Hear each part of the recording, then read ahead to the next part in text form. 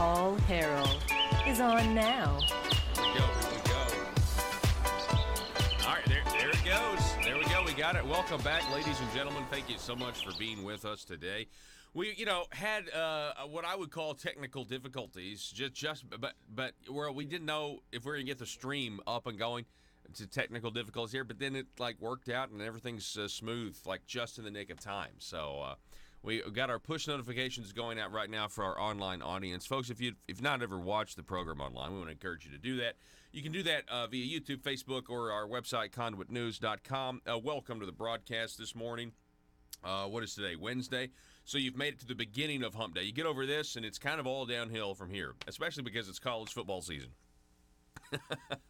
And so that's the thing. The telephone number, 870-275-9799. We still have our board. I'm very excited about this message that we're sending out all week because it's going to make people think. If you see this, if you go to Facebook.com right now, Facebook.com/Conduit News, and it says vaping, climate change, and pedophrasty. What is pedophrasty? Well, it's essentially using kids so that no one will question your argument, or people will be less likely to question your argument, whether it's a 67% tax on vaping, a proposed 67% tax on vaping, or whether it's, that Greta girl that we talked about yesterday from, where was she from? What, Switzerland? Or not Switzerland, she wasn't from them. She was, is it Denmark, or I don't know. Anyway, is it the Swiss? I can't remember where she's from. Anyway,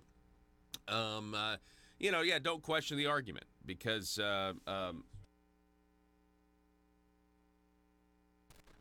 coming up on the program today, coming up here in just a moment, we're going to talk about why socialism sucks. That's right. A guy by the name of Joe Sixpack, he's the author of the book Socialism Sucks, Your Money from Your Pocket, and you can check the book out at Amazon.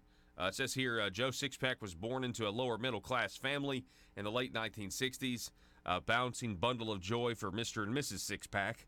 Joe's parents raised him on a heavy dose of common sense. Anyway, we're going to talk to this guy coming up again at 6:33 this morning. Then, an hour from then, we're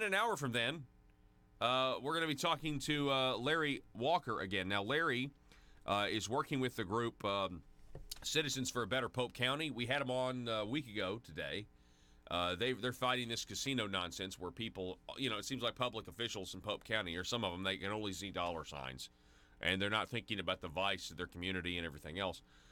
There was some stuff left unsaid, so we're going to talk about what was left unsaid. Also want to make clear that while Larry Walker is an attorney, he is not in any way Citizens for a Better Pope County's attorney. So when you know what I'm saying? So he's not actually their attorney. He just is an attorney that's also speaking out in his personal capacity on this issue. So anyway, the telephone number, 870-275-9799, if you would like to contribute to the program. Man, we have got a ton of information to get to today. I mean, let's start first with Arkansas's congressional delegation. Arkansas has 6 delegates that we send to either the House or the Senate. And yesterday, Nancy Pelosi, in order to walk a very fine line, appease the base of her, the radical wing of her party, also appease the media that once again thinks this time we've got him, this time we've got the president. Oh, by the way, if you read Max Brantley this morning, you're going to I feel, again, sorry for Max Brantley of the Arkansas Times because, man, when it's all said and done and people start to consider the possibility that the president, that this was all intentional to basically end Joe Biden's campaign, when the president later today releases the full transcript, unredacted, as he said, when the president today, between his conversation between the Ukrainian president and himself, he also apparently is going to release the whistleblower complaint, which we've now have news about him. He's not an actual whistleblower under the legal. He didn't actually even read the transcript, and he didn't even hear hear the audio, and yet he's a whistleblower. It's fascinating, and the Democrats want to hear from him, and yet this is all really bringing to light the fact that Joe Biden cannot be trusted, that he actually did participate in a quid pro quo. It's absolutely incredible. Absolutely incredible when you know the information here. They will not stop. And all they are doing is helping the president secure a second term, which is the one thing they don't want. But there have been some Democrats in the past on news shows who've been honest. They think we've got to remove him from office because he's going to get reelected. And so we've got to do everything we can to remove him from office. I wonder what the country would do if they were actually successful in figuring out a way to get him out of office.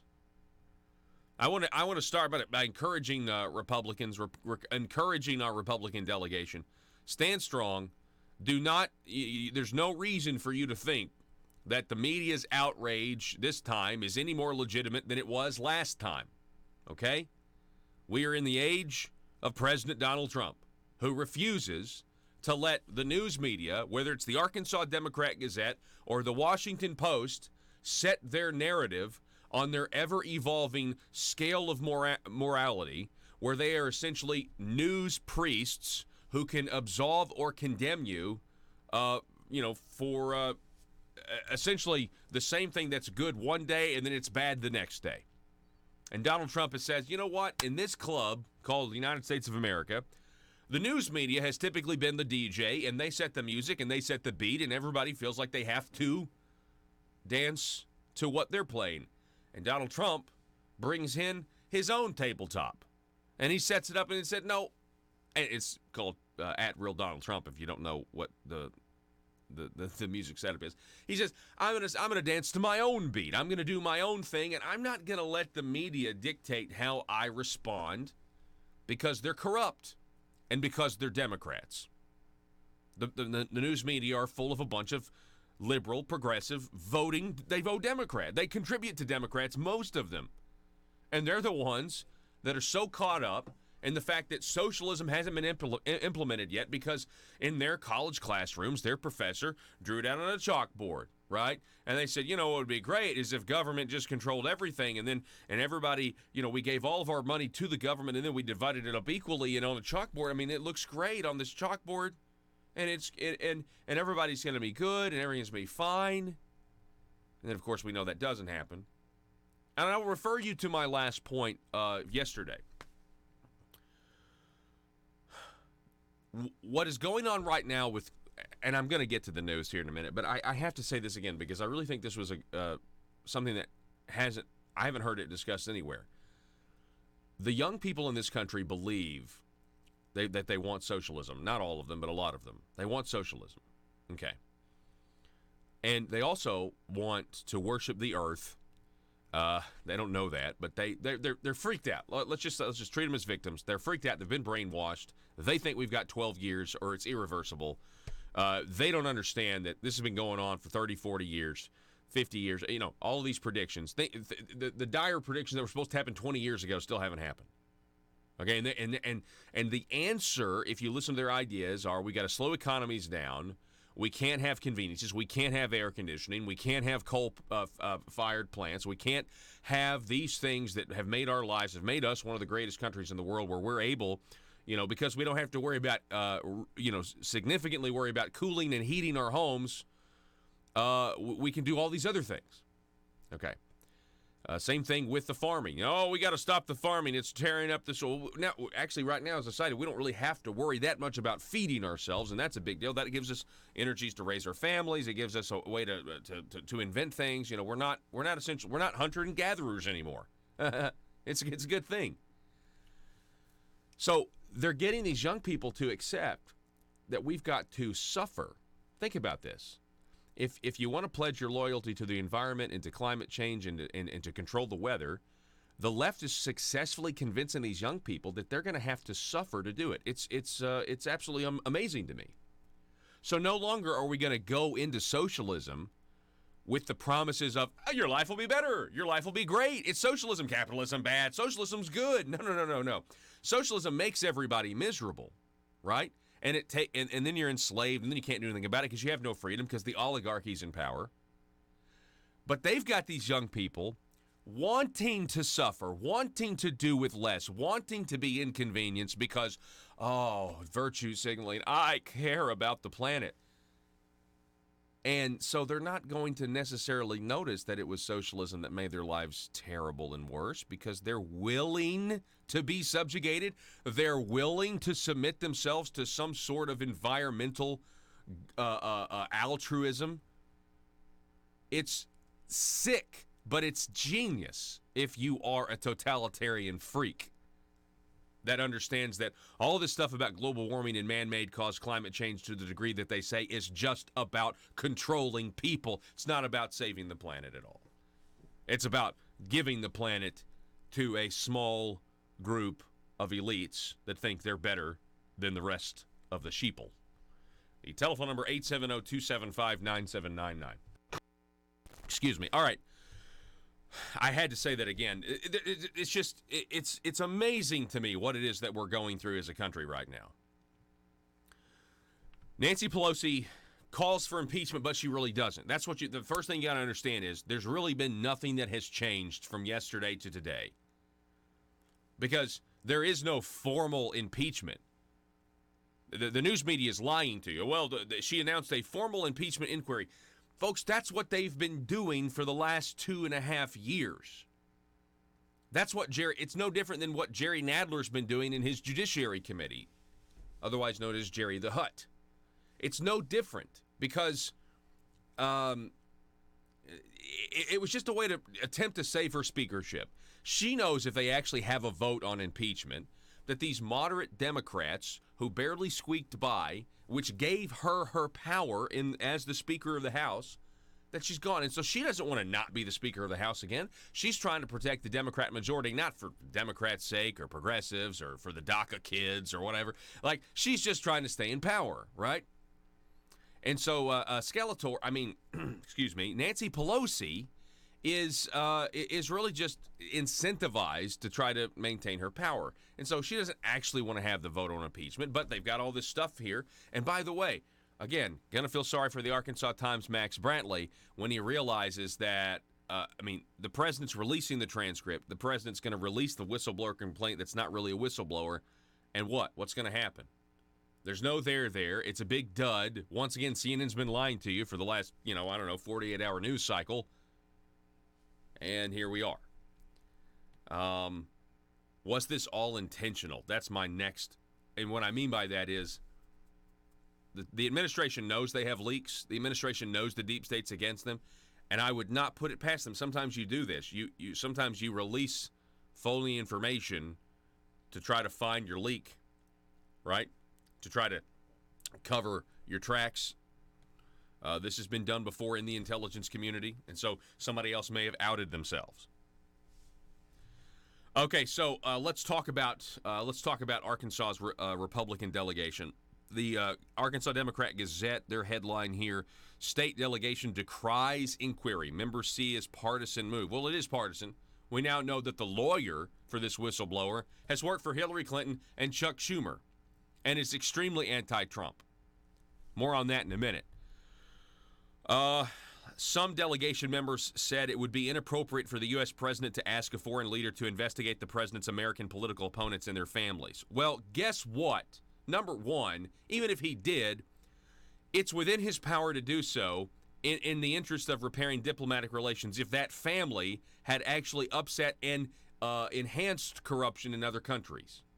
Number two, you guys went after the president's kids. All of you have.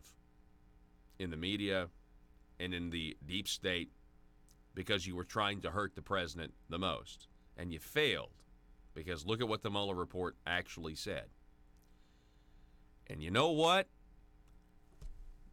President Trump is, he's a guy that keeps score. Okay, here's Congressman Bruce Westerman. His statement, quote, House Speaker Nancy Pelosi announced an official impeachment inquiry today, but no one knows exactly what that means. There's no House vote, no select committees, no apparent change from the status quo. We've already been embroiled in impeachment inquiries for 2 years, he said. If Democrats truly believe the president is in violation of the law, they could start the impeachment process. Instead, all we've seen so far are press conferences, political posturing, and hasty, uninformed conclusions. In an earlier interview shortly after the White House announced that it would release the transcript of the call between Trump and Ukraine's leader, Westerman said he was glad more details will be made public.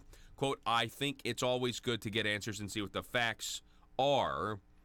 And then he went on to say, I've not looked into the details of this, nor have I seen the transcript. What's the context of the conversation? Did that really happen? I don't know.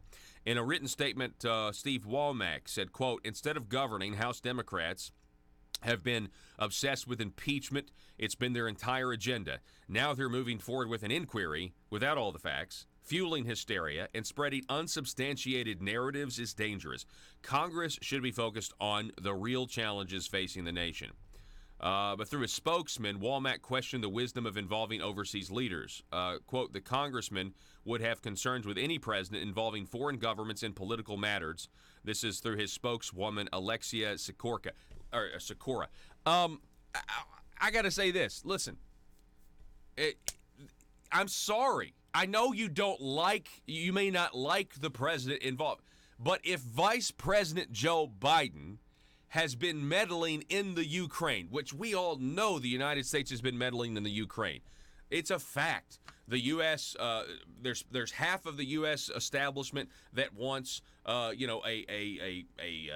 anti-Russian leadership in Ukraine, and then there's others that are like, hang on, wait a second. Maybe we just let the Ukrainian people decide for themselves, and if they've got a president that likes Vladimir Putin, then okay. I mean, that's been this whole back and forth, and it just is what it is. And if you've got Vice President Joe Biden who went in there and basically said, I'm going to give you $1 billion if you don't investigate my son, which is what he did. It is totally within the president's purview and power and authority to attempt to repair that repair that relationship and say, hey, sorry we messed up your country. Hey, sorry we contributed to the corruption of your country. But just so you know, if you guys wanted to continue the investigation like you were doing before Joe Biden interfered, that's perfectly okay with me. There's nothing wrong with that. And, all of this was probably going to come out about Joe Biden anyway. Do you know how many, we got the Inspector General's report. You've got Durham's report. You've got John Huber's report coming out. You got all this stuff coming out. This was probably, and who knows, anybody seen how senile Joe Biden actually is on the campaign trail? He's not all there.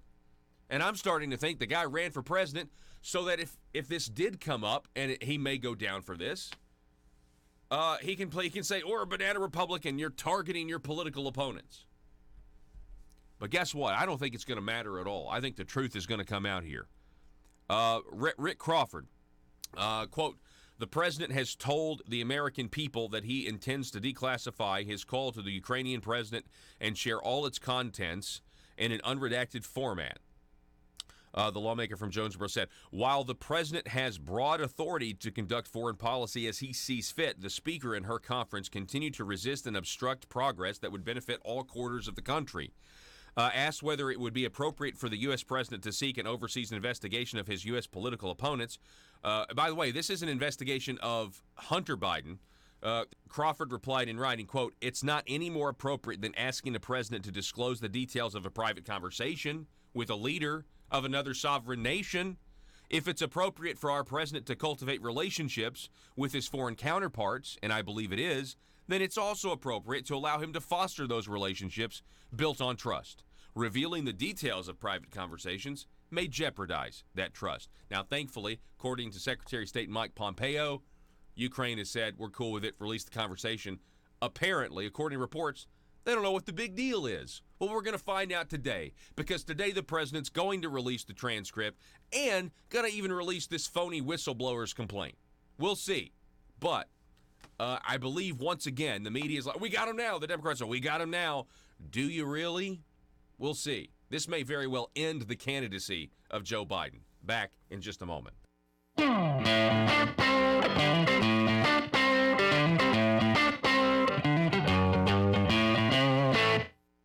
Welcome back to the show. Thanks for starting the beginning of your weekend with us here at Conduit News. Now, I don't know if many of you know this, but today is the day that a bunch of people are supposed to go rush Area 51. So who knows what's going to happen, folks? Who knows what's going to happen? I know one guy who thinks this is the most important story of the day, and his name is Congressman Bruce Westerman. He joins us now. Bruce, how are you? Of course, I'm joking. How are you, sir? I'm doing well, Paul. Good to be with you this morning. Yes, sir. Good to be Yeah, with you. I had forgotten about the Area 51 day, so that was quite a stir back. So today's day. Yeah. Hey, Bruce, hang on one second. I think we're losing you. We need to get a better phone connection because I want the interview to be good. So let's get Bruce back on the. Yeah, Bruce, if you call us right back, sir, that would be perfect. We're gonna get a better connection. The telephone number. Well, he knows the telephone number. So real quick, yeah, just get a better connection real quick because I know what happens when you start the interview. Conduit News Radio with Paul Harrell is building a liberty machine. Find out more at conduitnews.com. More of these quotes. Arkansas's congressional delegation about the situation with Nancy Pelosi, the Ukraine, and everything else. I got a feeling we got a lot of egg on everybody's face by the end of the day. The Democrats, by the way. Let's see. Senator John Bozeman, quote, the Senate voted unanimously to request that the whistleblower complaint be turned over to the Senate Intelligence Committee. This is the responsible manner in which to investigate accusations. The Speaker is ignoring this process with her blatantly partisan tactics. Democrats have long sought to weaken the president, appease their base, and further divide the country through impeachment. This latest action demonstrates their willingness to blindly follow this obsession regardless of the facts. Right. Captain Ahab has got to get his whale. Hashtag Star Trek First Contact. In a written statement, Senator Cotton, said this: despite an unprecedented act of transparency by the president in releasing the transcript of his call with a foreign leader, the Democrats nevertheless plunged headlong into their nonstop obsession with impeachment. I only wish they'd get the facts before jumping to a conclusion while dedicating a fraction of their energy to improving the lives of Arkansans. Congressman French Hill, quote, impeachment has consumed congressional Democrats since the president's first day in office. The Robert Mueller report did not deliver the impeachment verdict they were hoping for, so now they are trying again with an anonymous whistleblower complaint based off reportedly zero firsthand information. I'm so glad he said that. Zero first. He didn't read it. He didn't hear it. And yet, and this is why they don't want to turn it over, by the way, because Fox News is reporting that the Inspector General found that the, quote, whistleblower, is not really a whistleblower, had political bias in favor of one of Trump's 2020 rivals. They didn't specify. Fox News isn't specifying. We don't know if it's a 2020 rival that's Joe Biden or Pocahontas or fourth-generation Irish American pretending to be Hispanic, Beto O'Rourke. We don't know which one it was, but Fox News is reporting that the Inspector General saw that the whistleblower was clearly some sort of deep state partisan hack. This will be fascinating to watch today. It is a huge story. And who knows, hopefully, this is my hope, that it will wake even more people up to what's actually going on. Rasmussen has Trump's approval rating up to 53%. And if you combine them all, he's at 50. The ones recently, he's at 50. I mean, it's like a guarantee reelect at this point. And they're so desperate, ladies and gentlemen. It's very frustrating. Keeps getting worse and worse, technically. So, Area 51, that is a thing that's funny. But what else is going on today is there are nationwide climate protests where students are allowed to skip school.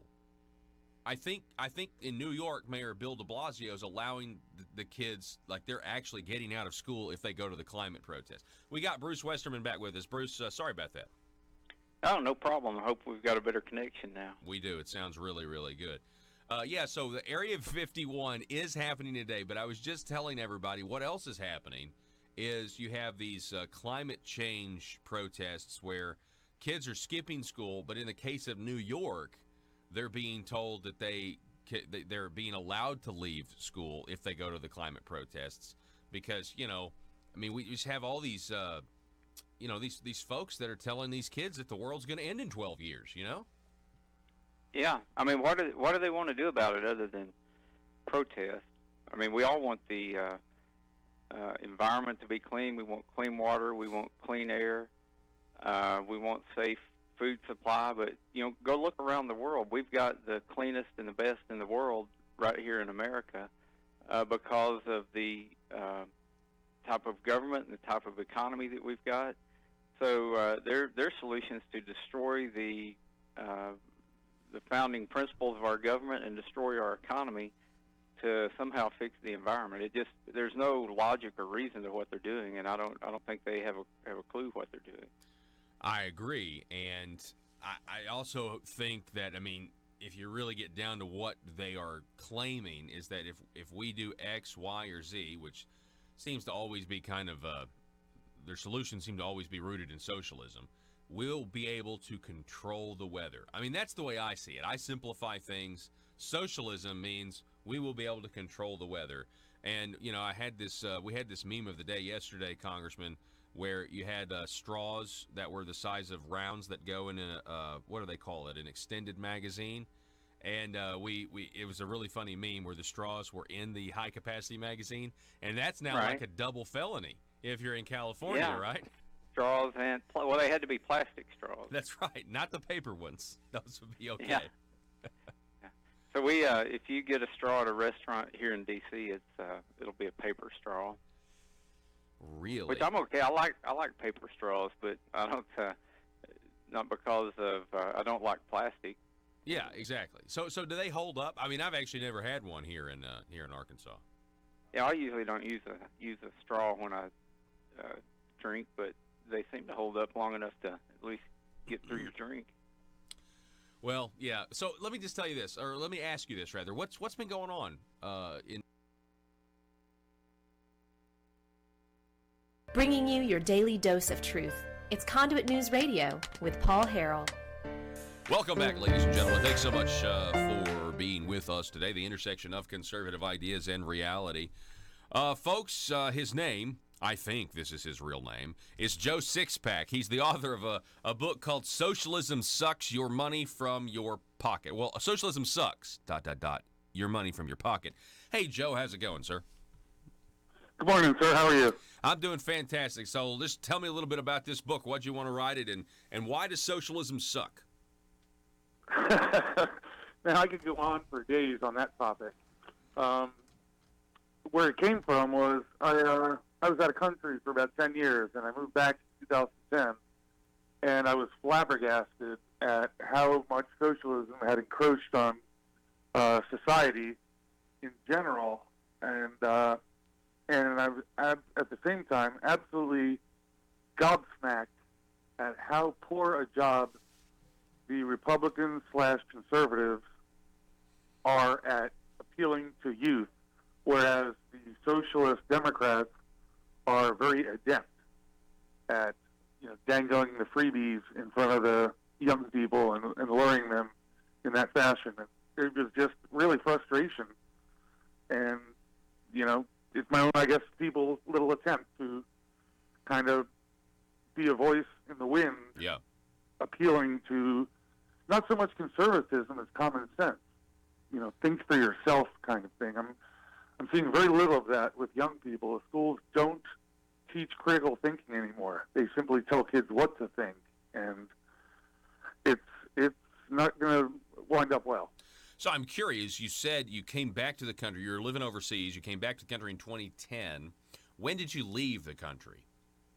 2000. Okay. All right. So you were gone for 10 years. All right. Now, I got to imagine that was kind of like some whiplash there, because the country was completely different back in the year 2000 versus 2010. I mean, you had September 11th in 2001, and then 7 years later, America elects a guy by the name of Barack Hussein Obama. Oh, God. Don't get me started. I know, but my point is everyone wants to talk about how racist and bigoted our country is. Man, we had guys that flew planes into buildings from Saudi Arabia who were Islamic terrorists, and 7 years after, if you'd have told somebody on September 12th 2001.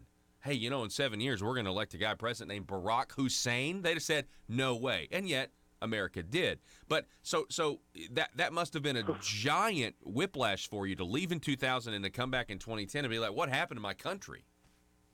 Absolutely. I mean, like I said, I was gobsmacked. But, that's the thing with this country. We become such an apologetic, hell, we had it under Obama. He went and apologized to the entire world and bowed in front of Saudi leaders.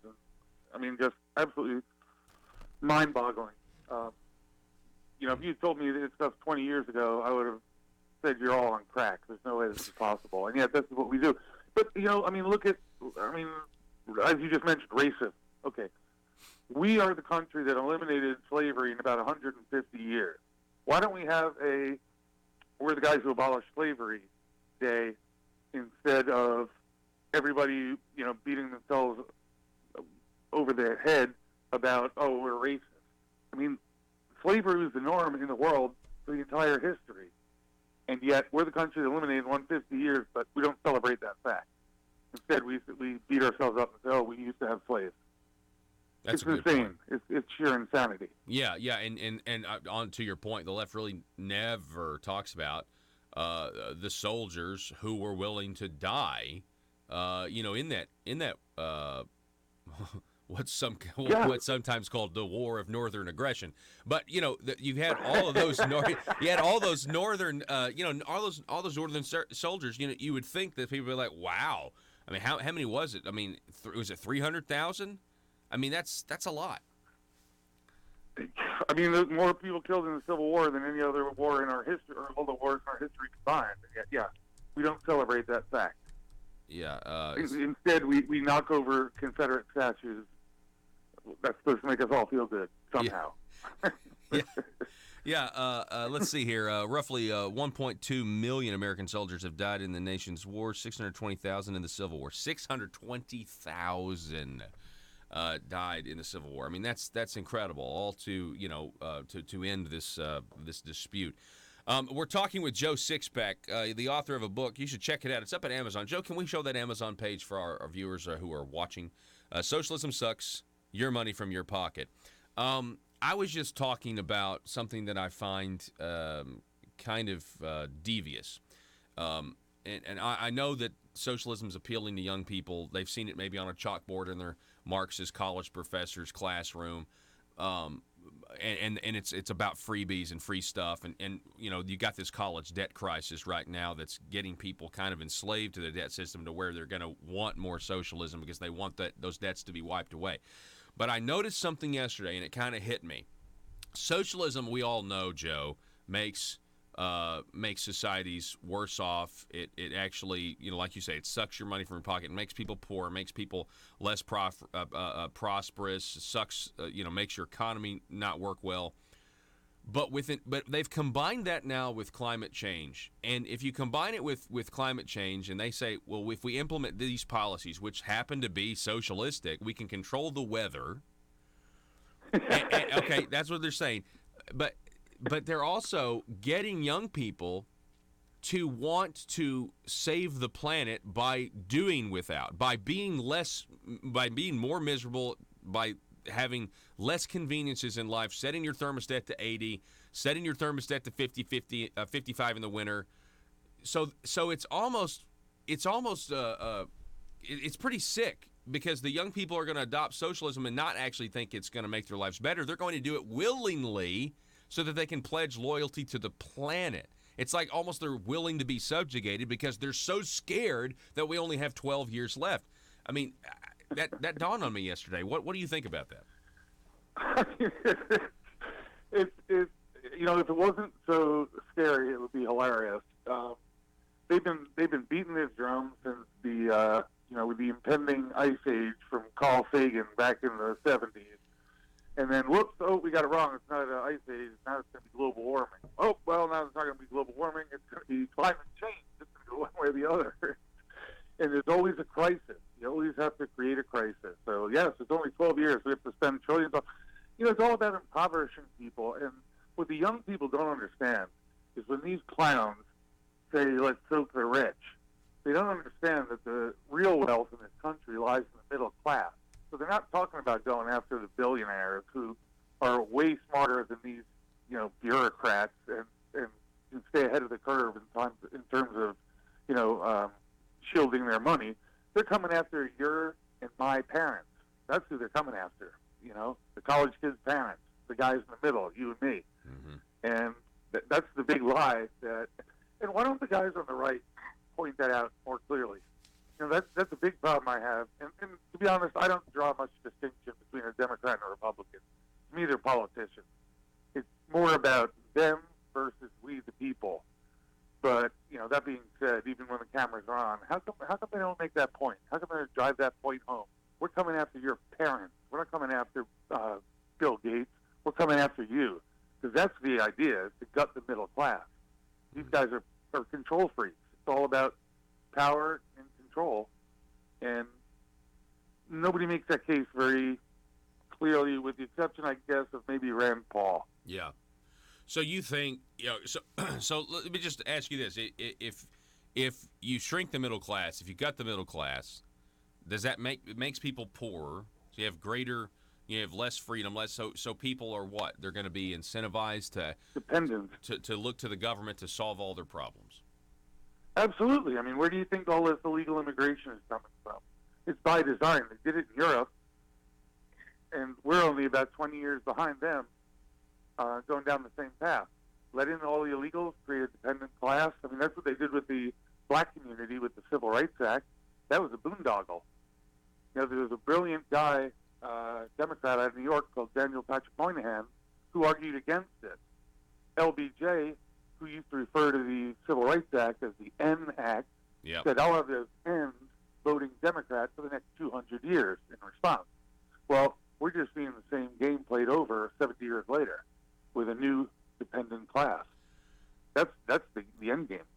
I'm really glad you mentioned the immigration crisis in Europe versus the United States. Europe is toast. I know, but is that a coincidence that you have all these developed nations, Hell no. these first world nations, and they all can't control their borders? What are the odds of that? Right. Yeah, it's all by design. And the funny thing is, back in the early 2000s, when I was saying this stuff over there, people thought I was just a whack job. And then, maybe 8 years on, all of a sudden you started to hear these little voices popping up saying, oh, we should control this, what's the term? Multiculturalism doesn't work. I'm sitting there, I'm like, okay, so little simp me saw this stuff 10 years prior, said it, and I was a nutcase. Now all of a sudden you're starting to get people popping up saying it after the horse has left the barn. Mm-hmm. And it just, it's mind-boggling. You've got this Brexit situation. I mean, do you see that as a hopeful thing where at least you have England, or the people of England, not their government? The government doesn't want to leave. Well, Boris Johnson does. But do you see that as kind of a hopeful thing? Is it too late for Great Britain? Yeah, it's too late. And it just shows you the distance in the mindset between the working class man and the elites. And the elites just, you're too stupid to know what's good for you, so we're going to take care of that for you. We're not going to enact that. Mm-hmm. That's what's been going on. I mean, hell, it's been dragging its feet for the last, 8, 10 years? Mm-hmm. I mean, that's where socialism leads, right there. I think it's a perfect illustration. So what do you think the Republican Party can do? Do you think there's some people that think the Republican Party needs to paint better narratives, that the Democrats are really good at painting narratives? I mean, say what you want. I mean, they do things that try to, prick your emotions. And that's how the Democrats get people outraged. That's how they get them thinking emotionally and not critically. I mean, but you say the Republicans need to better articulate why socialism is a terrible idea. Obviously, President Trump is doing that. He says, look at Venezuela. We don't want to be them. And I feel like stuff like that it annoys the left, and I think it can be effective. But do you have any ideas what they should do differently? How about everything? I mean, like I said, I don't distinguish a whole lot between Democrats and Republicans. This country was founded by businessmen. And over the years, it's morphed to where you have these people going to Ivy League colleges, getting law degrees, and going up there. We're full of lawyers who go up there for a career and to get extremely wealthy. That's the swamp that Trump got elected against. And I think more people need to focus less on Democrats and Republicans and more on the government versus we the people. And the Constitution was written to protect the individual from the government. And why does the left bang on that issue? Why don't they hammer that into people's heads? Because that's what it's all about. And, you know, if you want to talk about Republicans, quote unquote, they need to appeal to young people, and they do an extremely poor job. And to me, it's as simple as, you know, having two pictures. One, the guy sitting on a Hummer with a rifle and a Rolex, you know, and a cowboy hat, and the other one, you know, your typical San Francisco street crapper, and ask a simple question: who would you rather be? Yeah, that's a good point. Yeah, so that's a pretty, really good point. Pretty Yeah, simple. yeah, and use the visuals. Yeah. Well, Joe Sixpack, man, I really appreciate you coming on the program, spending some time with us this morning. I'd love to do it again sometime. Again, your book, sure. Socialism Sucks: Your Money from Your Pocket. You can get it at Amazon.com. And Joe, I wish you the best of luck and all the success. Thank you very much. I appreciate your time. All righty, folks, we're going to make a small YouTube video of this interview, put it up at conduitnews.com, and then we'll be back here. We'll be back here in just a moment. Don't go anywhere. We're dissecting. You got a lot more news to get to. Going to be talking at 7:33 to Larry Walker from Citizens for a Better Pope County about this casino issue going on in Pope County. Don't go anywhere. We'll be back in just a moment. Going on in D.C. right now? What's the mood right now in D.C.? Well, as you know, the federal budget expires on September 30th, so there was a continuing resolution passed yesterday. Surprise, surprise. Seems to be the way things operate here anymore. Instead of doing the appropriation bills, which we've got a whole year to do appropriation bills, to debate spending on the floor and to offer amendments. But instead of doing that, we get a continuing resolution that just keeps up the same amount of spending from the year before. It goes through, I think, November 20th or 21st, and then there'll be another debate about, will the government shut down, or will we do some kind of massive omnibus, or will we do another continuing resolution? So that's the same boat we were in last year, the same boat we're in this year, and it's really the way it's happened since I've been in Congress. It's extremely frustrating.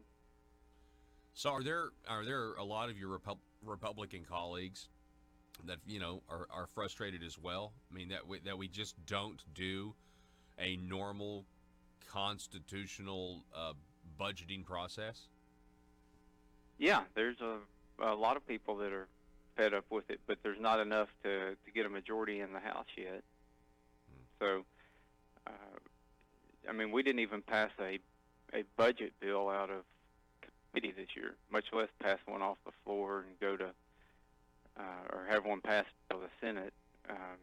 And it's kind of confusing, the language, because budget bill here means it's the framework for all of these spending. The budget sets the ceiling for expenditures and the floor for taxes, and it provides the framework of how the appropriations are supposed to be written. So the process is, usually in March, you pass a budget that gives instruction to the appropriation committees on how to write appropriation bills, and it's those 12 appropriation bills that actually fund the discretionary side of spending in the government. But we didn't even get a budget this year, so it's just a continuing resolution right now. There will probably eventually be some kind of omnibus debated between the Speaker, the Minority Leader, the Senate Minority and Majority Leaders, and it's really more their staff than it is the members. And that's what America gets for its discretionary spending bill, which is a whole other issue, because discretionary spending is only 30% of what the federal government spends. We're having trouble getting the discretionary spending part right, but the the elephant in the room is the mandatory spending, which nothing happens to slow that. And I just got a new budget report. Determined to drain the swamp in Little Rock, it's Conduit News Radio with Paul Harrell.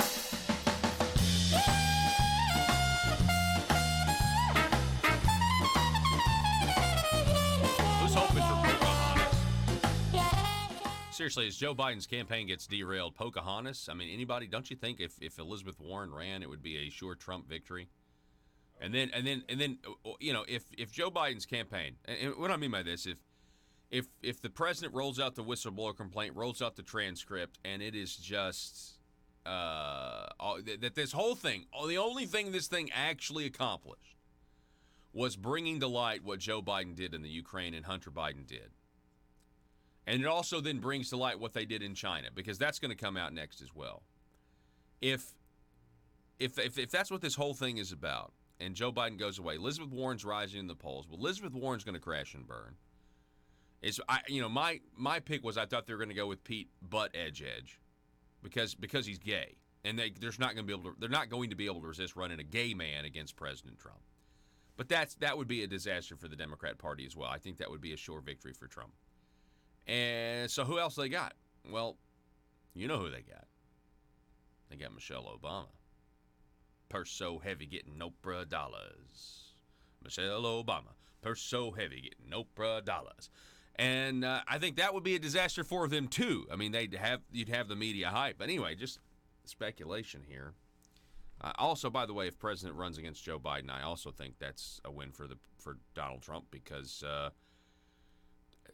Joe Biden can't think straight. It's very clear the man is falling apart. Okay. Let's kind of listen. First of all, Max Brantley over the Arkansas Times. Impeach Donald Trump. What you say, Arkansas Congressman. Max Brantley this morning lamenting the fact that the Arkansas delegation is not upset with the president for exercising the broad authority he has to maintain diplomatic relations with other world leaders. And he also is lamenting. Now, this is interesting. This is how radical, this is how radical Max Brantley is. He's lamenting that the national press, in some instances, are following Trump's red herring about Joe Biden. Now that's fascinating to me. That to me lets me know that if this is really a nothing when he releases these transcripts, that we're going to have there's going to be people on the left that are going to really lose their minds if this, in fact, sinks Joe Biden's campaign. Go to this Breitbart article, Joe, Fox News, IG whistleblower, and click on, let's see here. So what do we have? Ed Henry of Fox News reporting. Go to this Twitter feed real quick. This was Ed Henry last night on Sean Hannity. Go ahead and click play. I just want you to hear this because this is the big news of last night. Breaking news. I spoke to a senior administration official a short time ago who said that the White House is not just releasing the transcript of this July 25th phone call tomorrow. They'll be releasing other documents, including a look at what the Inspector General at the intelligence community found about the whistleblower who started this whole thing, alleging some wrongdoing by the president. Here's the key information. I'm told by this senior administration official that the Inspector General found that the whistleblower had, quote unquote, political bias in favor of a rival candidate of President Trump in 2020. Now, this official did not have the specific information as to whether or not the whistleblower, in some sort of a background search, they found that the whistleblower supports Joe Biden or Elizabeth Warren. I do not have the name of the 2020 candidate, but this senior official is telling me we're going to learn tomorrow, and we're learning tonight for the first time here on Hannity, that the whistleblower who's been held up as a truth teller, who's just sort of down the middle and just trying to lay out the facts as they see them about President Trump. Actually, as the Inspector General did an investigation here to get at the root of whether or not any of the allegations against the president are true, found some sort of political bias. I don't know if they found emails, if there was an interview with the whistleblower, but this senior official is telling me that the Inspector General found political bias in favor of a rival candidate of President Trump. I can guarantee you, based on what I'm hearing tonight from this official, that we're going to be hearing a lot more about this tomorrow. That's this today. Official who is familiar with the transcript of that call also told me that there is no smoking gun in this transcript, that it's nowhere near as inflammatory as Democrats and some of the media have suggested. But I will add that this senior official told me that there are at least a few words, in the words of this official, a few words in the transcript that are going to raise eyebrows and are going to cause political headaches for the White House. As you can imagine, there's going to be a lot of back and forth about the context of the call, the details. But this senior official who's seen the transcript of the call is telling me there's absolutely no smoking gun in there that is going to prove anything incriminating. So stop for a second. Stop for a second. Okay, that's Fox News' Ed Henry. So there's some words that he does say might cause political headaches from the White House, but no smoking gun. So what are those words like? Just are they curse words? Are they what is it? What exactly are those words? That'll be interesting. The Democrats will blow it up. He's saying no smoking gun. That's just one report. We have to just take it for what it is with a grain of salt. You want to know what a smoking gun is, Joe? Sarah Carter from sarahcarter.com. This was her tweet she put out.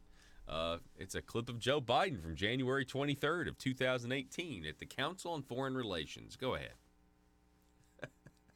Speaking of smoking guns. So they said they were walking out to press. I remember going over convincing our team, or others, to convincing us that we should be providing for loan guarantees. And I went over for, I guess, the 12th, 13th time to Kyiv, and I was supposed to announce that there was another $1 billion loan guarantee.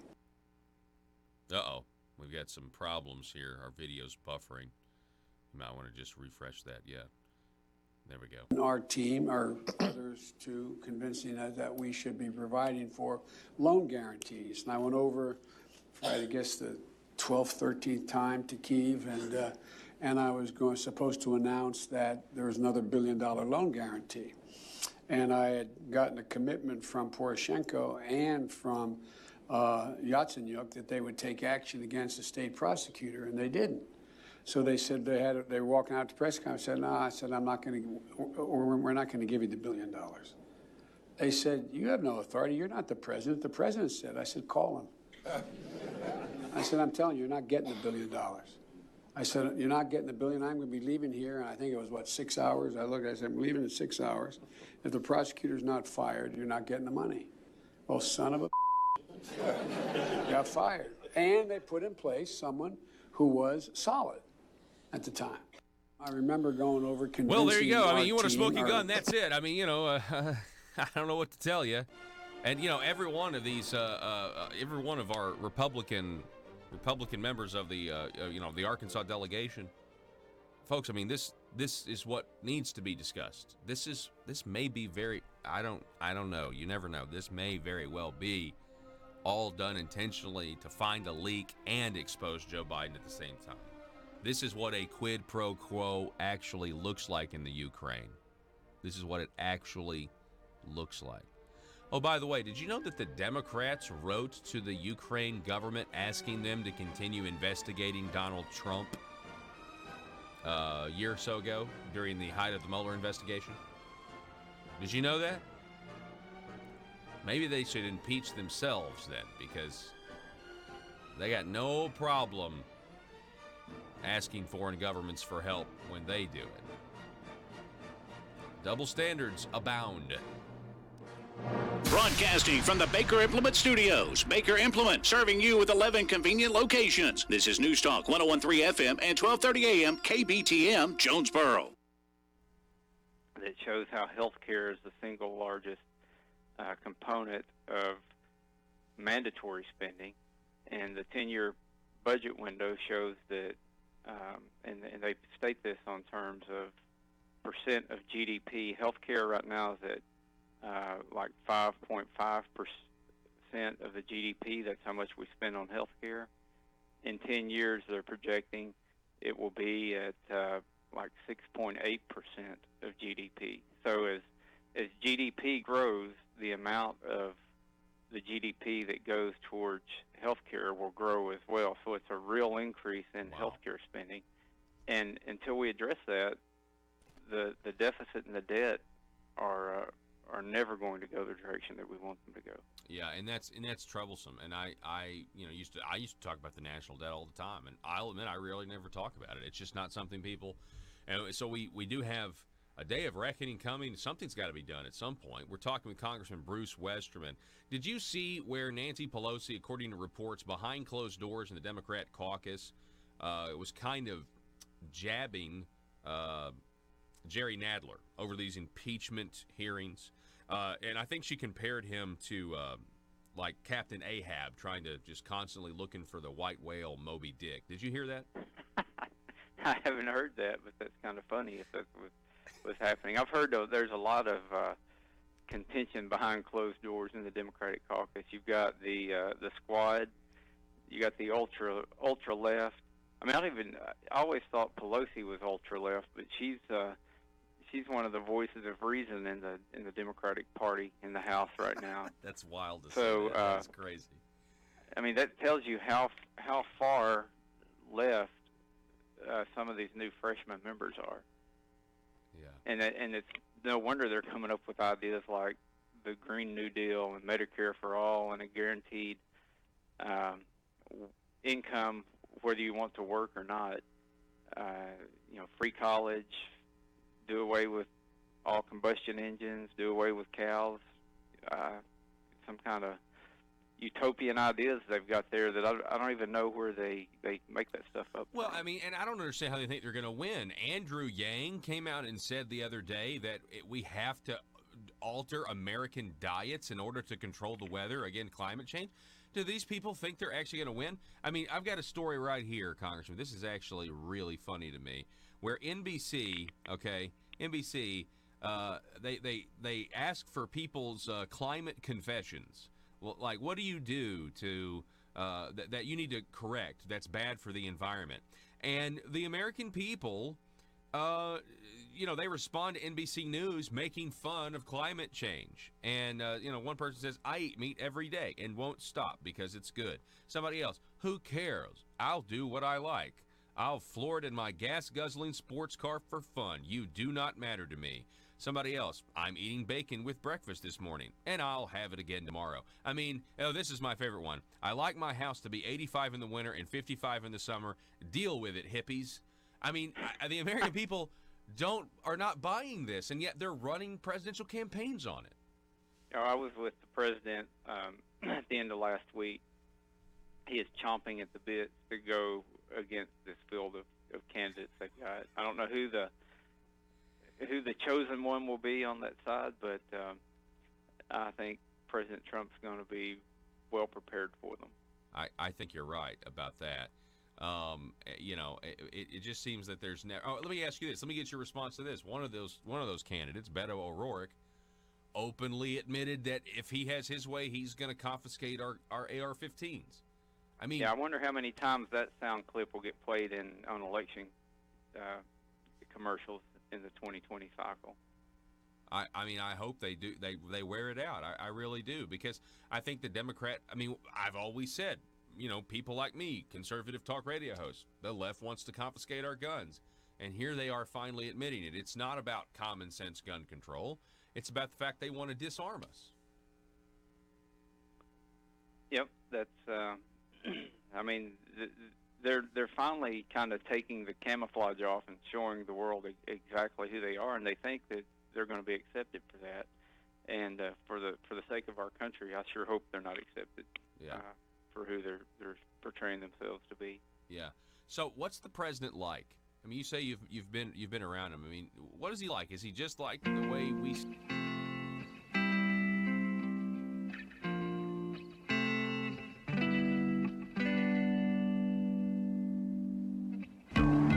I think it's time we ask ourselves if we still know the freedoms that were intended for us by the Founding Fathers. They seem to be in full-scale retreat from spending cuts and are talking about raising people's taxes again. And I have only one thing to say to the tax increasers. Go ahead, make my day. If we lose freedom here, there's no place to escape to. This is the last stand on earth. Those who would trade our freedom for security have embarked on this downward course. Whether we believe in our capacity for self-government or whether we abandon the American Revolution and confess that a little intellectual elite in a far distant capital can plan our lives for us better than we can plan them ourselves. Conduit News Radio with Paul Harrell is on now. We're seeing a few of these headlines here that just kind of came across my screen. Abortion rates fall to lowest level since procedure was legalized in 1973. The institute that says the lower number isn't necessarily a result of new laws or conservative politicians trying to restrict access. Rather, it offers several different theories as to why the rate could be plummeting. I think it's definitely because of public opinion is swayed, people reaching out, helping in pregnancy crisis centers. By the way, Family Council's Ken Yang was in Craighead County last night at the Craighead County Republican Committee. I was there. He did a fantastic job, and it was again good to be at the good to be with the Craighead County Republicans. And it was and Ken did a great job explaining bills, explaining the amount of progress, the amount of accomplishment that has been made by the supermajority Republican legislature. And he also detailed some of the things that could be done in the future that would make Arkansas the number one pro-life state in the nation instead of number two. And that would be the Conscience Protection Act for healthcare providers, which I thought, as he detailed it, that's incredible. Number one, I think it's kind of incredible that it hasn't already been done, but it would just essentially protect nurses or doctors if they're ever in a situation. Now, ruling out emergency care, they couldn't refuse to do emergency care, but if let's say you're a nurse working for a doctor and the doctor all of a sudden wants you to participate in gender reassignment surgery and it's just something fundamentally that you disagree with, you should be protected and you should have the right to say, I'm not going to do this. Or forced abortions and that sort of thing. By the way, I will reference you to our conversation, as we're trying to explore why the state of Arkansas is doing business with China. I'll reference you to the show yesterday where we had General Spaulding on, Brigadier General Spaulding, retired U.S. Air Force, who detailed the reason Hong Kong is so upset about being extradited to mainland China is because once you are a dissident, typically you're put into some machine that keeps you alive but allows them to harvest your organs to sell to elites around the world. So people are able to schedule heart transplants. That's a weird thing. Those aren't things that you schedule. Those are things where you're on a waiting list and you're like, oh, somebody died in a car accident, their heart's still good. Okay, I'm ready to go to the surgery. No. That is like something out of a dystopian novel. It's like something out of the movie The Island. It's like something out of a James Bond movie or something where you just schedule your heart transplant because they're going to take it from somebody unwillingly that the government deems expendable. It's China essentially taking what they consider to be their dissident population and monetizing their body parts. By the way, Arkansas still trying to do business. Let me reframe that. The head of Arkansas government still pursuing business with the Communist Party of China. By the way, that you could only justify taking your dissidents and selling their organs within the communist system, right? You can only justify the denial of individual freedom and rights and forced abortions in the communist system, right? I don't know. The justification for doing business with the Chinese and bringing these companies over here, disguised as companies, is quickly becoming an indefensible position here in the state, and yet I hear very little from Arkansas politicians. I hear from the governor and others who are continuing to promote the Chinese infiltration of Arkansas under the guise of, well, these are good economic incentives. This is economic development. I keep hearing that, but I don't hear anybody. Is there anybody even in the rank and file of the Republican Party that generally gets along with the establishment that has a problem with this? I know that there is. That's the thing. I know that there is. And maybe some people don't want to risk, because of the China trade war and President Trump's policy that's put a lot of this on hold. There's probably some who are right now listening to the podcast in the future, or you're listening to us right now and you're nodding your head. You're like, yeah, it is absolutely a shame and very confusing that the heads of, that the Governor Asa Hutchinson and Mike Preston and the Arkansas Economic Development Commission continue to pursue deals with the Communist Chinese. But I'm not going to say anything because I think President Trump is basically inadvertently, is purposely, maybe indirectly through the trade war, Johnny sweeping the legs out from under Governor Asa Hutchinson's supposed, job creation scheme here. Even if these deals were to go through, it's not good for the country, and it's not good for Arkansas. Are we willing, for the promise of jobs, to sacrifice our principles as Americans? Now think about that. Are we willing to sacrifice and abandon and abdicate our responsibilities as Americans just because some foreign government is promising to create jobs in places in Arkansas that need job creation? And I say the answer is we have people who are willing, who are elected to office, but we shouldn't participate in this. We should reject this. And we should start asking our politicians to reject it also. So that's a headline here. Let me scroll up here. We have two headlines I just want to talk about real quick. This is going to be a huge day, as we talked about last hour, with the president releasing the transcript of his phone conversation with the Ukrainian government. We also are going to have the whistleblower complaint released, which we now know is a partisan, according to a Fox News report. We also know that his attorney worked for Clinton and Schumer. Surprise, surprise.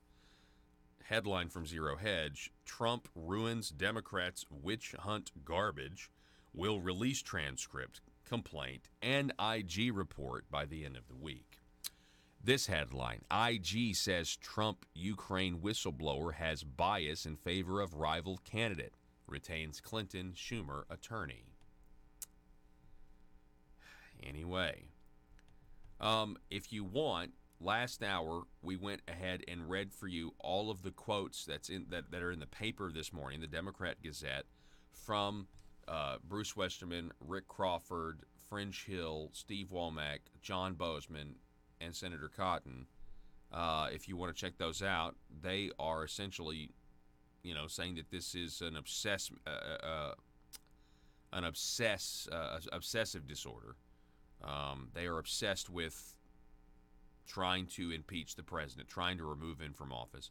I think there's a real fear among Democrats that right now that Trump is going to get reelected, and they think this is the best way. Here's the Republican Party of Arkansas statement. Quote, under intense pressure from the radical left, House Speaker Nancy Pelosi is committed to pursuing an impeachment inquiry without the support of the American people or a substantive reason to do so. This has been their modus operandi since they lost the election in 2016, and yet another glimpse into how incredibly malicious they are willing to be with their attempts to win an election and defeat President Trump. The Democrat Party of Arkansas Chairman Michael John Gray, who's still somehow the chairman, I'm not really sure about that one, quote, congressional leaders with the information. Listen to this. This is an attempt of an Arkansas Democrat to appear moderate. Congressional leaders, with the information they have, do not take issues like this lightly.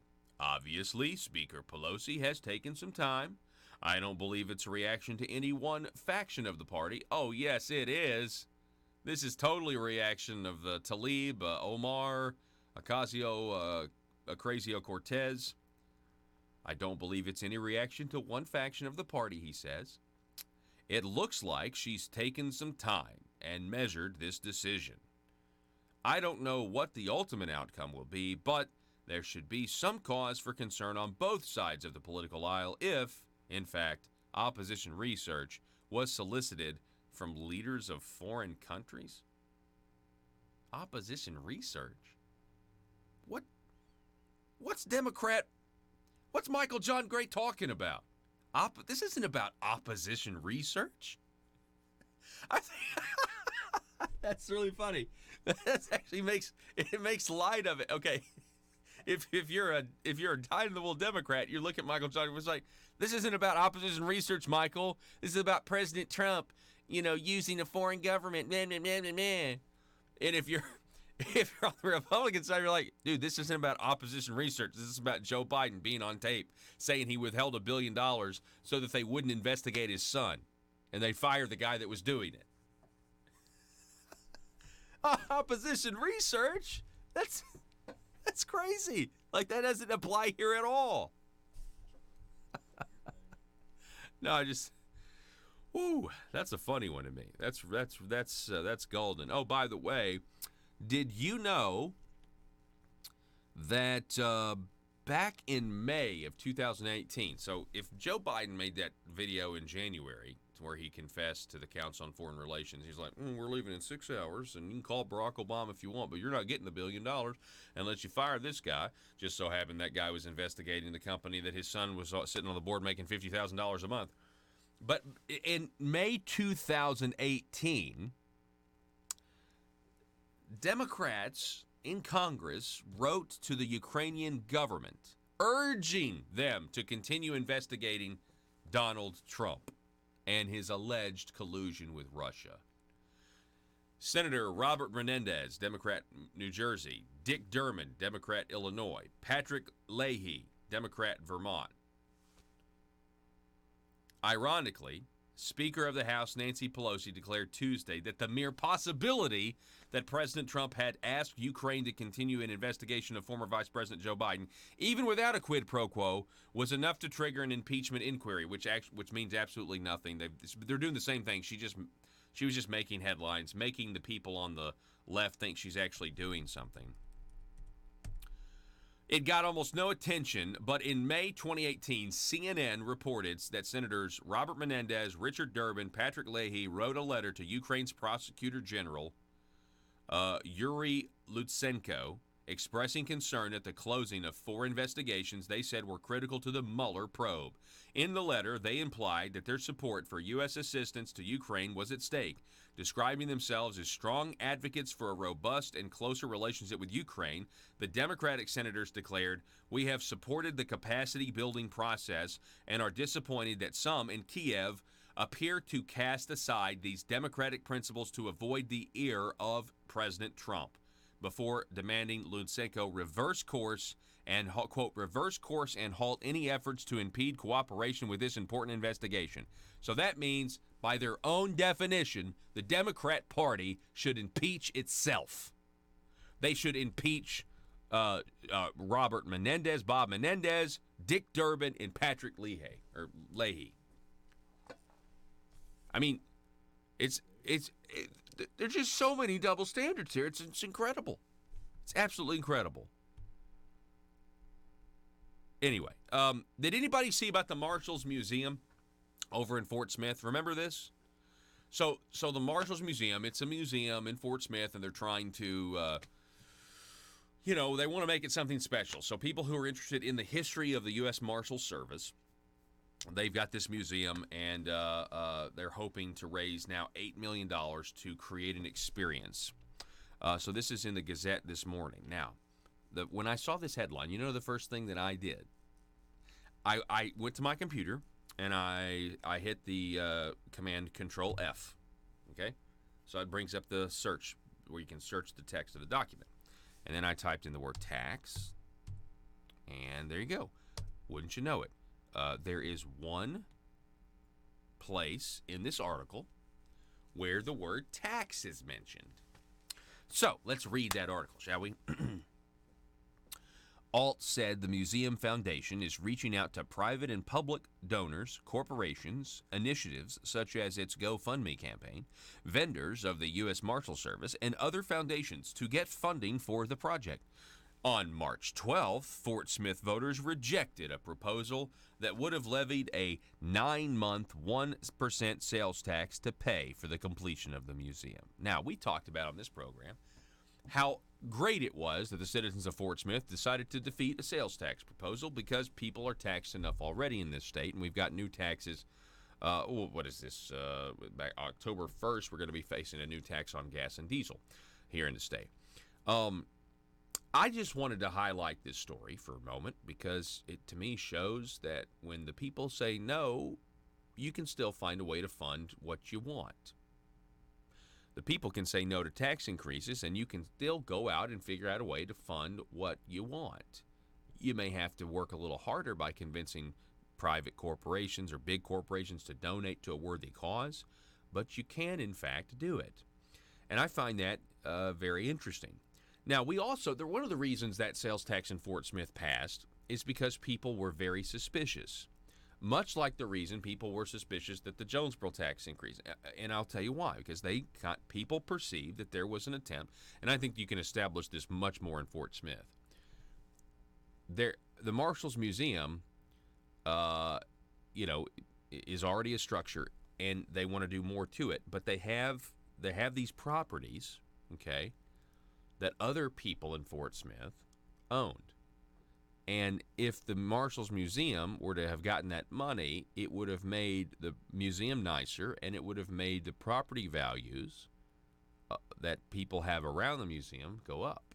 And so in Fort Smith, we had people that called and told us that one of the problems was you had a lot of wealthy people who stood to make a lot of money and increase real estate prices if they took more money from the people. And this made people in Fort Smith upset, and that's why the 1% sales tax failed over in Fort Smith. And whether true or not, perception is reality. And so if you also have a perception, which there was that same perception carried over into the Jonesboro race where they rejected it as well. It was the perception. And I know there were people on Team Jonesboro who meant well. I don't discount their sincerity in wanting things to be better for their community. I do not discount that. I'm just saying there is a lot of mistrust in government at all levels, and I don't want people to think that that's a bad thing. It's so healthy. Oh my gosh. Guys, I cannot tell you how healthy it is. It's the most American thing you can do to have a healthy skepticism of those who are in positions of power.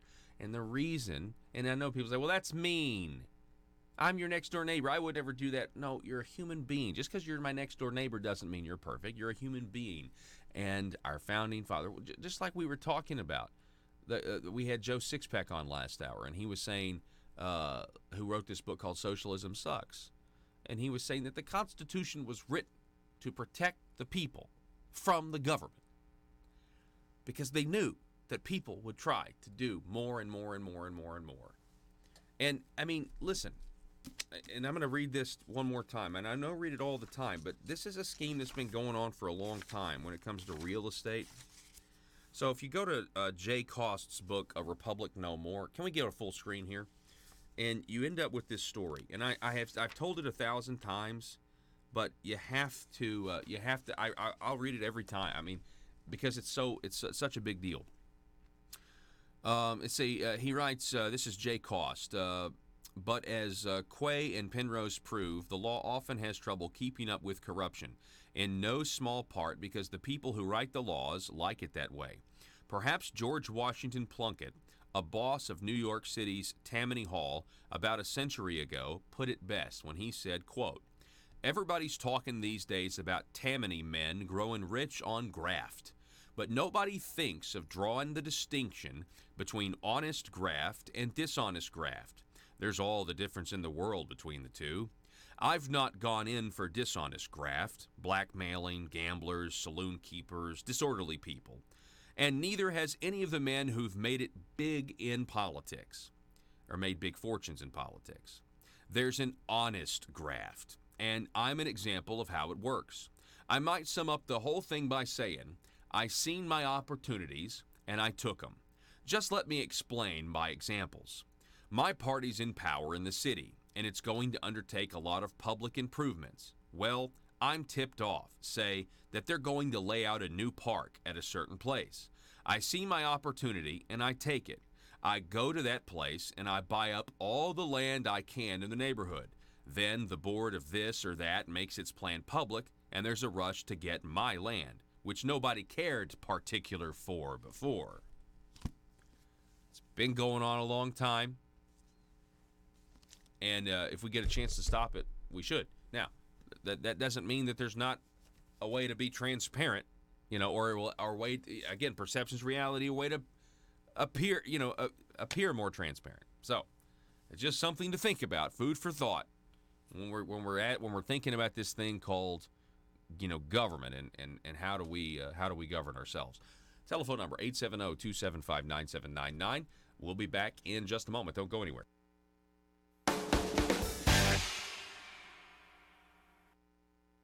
See him at his rallies and the way, obviously not the way the media portrays him, but what's I was with him for two events last, I guess it was last Thursday evening.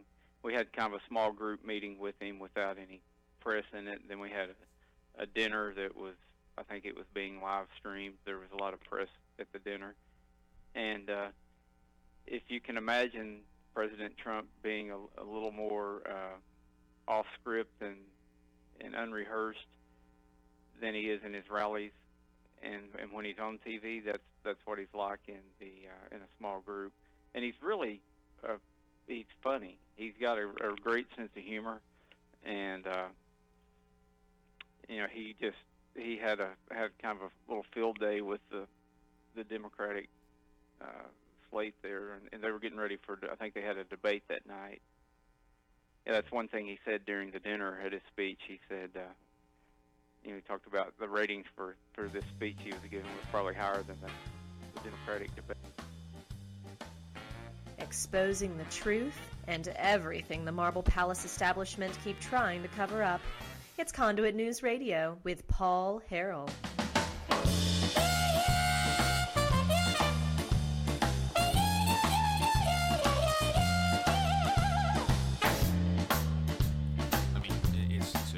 It's still incredible to me. You have video evidence. And the mainstream media. This headline from NBC News: there's no evidence for Trump's Biden Ukraine accusations. What really happened?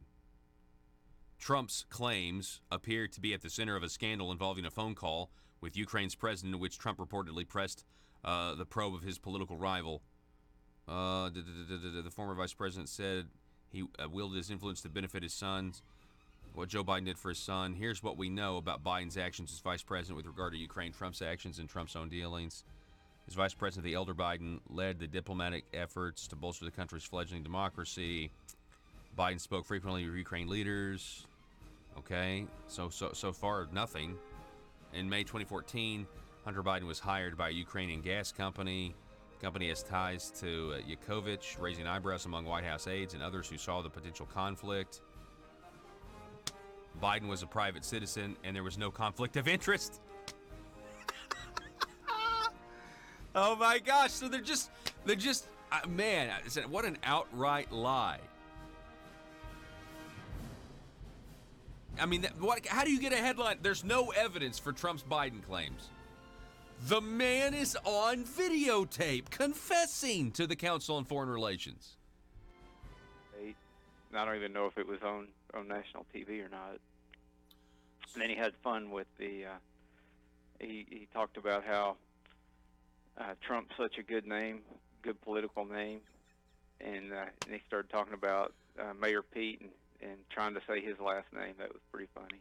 Yeah, we can't really say it here either. We struggle with it. Pete Buttigieg is the only way you can pronounce it. Trump says you got it. It's edge. He said you have to. It's butt edge is how you say it. It's pretty funny.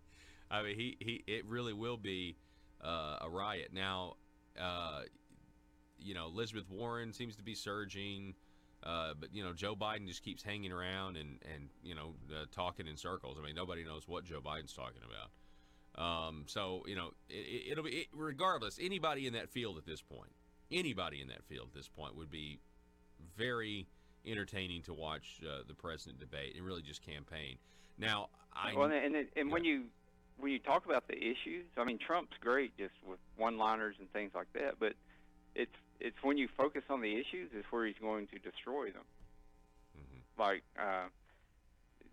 they don't want to talk about the economy, the fact that the economy's doing well. They want to call the president a racist, but they don't want to talk about how unemployment for minorities is the lowest it's ever been, how unemployment for women is the lowest it's ever been, and how wages are up. They don't want to talk about any of that.